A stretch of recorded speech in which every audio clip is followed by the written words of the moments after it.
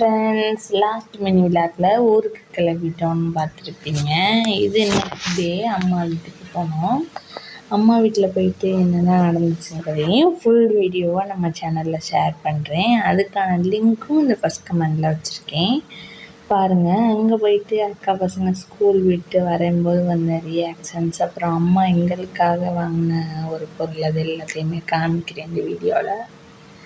அதுக்கப்புறம் அங்கே உள்ள அன்னைக்குன்னு சோமவாரம் நடந்துச்சு, அதுக்காக கிளம்பி போனது. இது எல்லாமே அந்த வீடியோவில் இன்க்ளூட் பண்ணியிருக்கேன், மறக்காமல் செக் பண்ணி பாருங்கள்.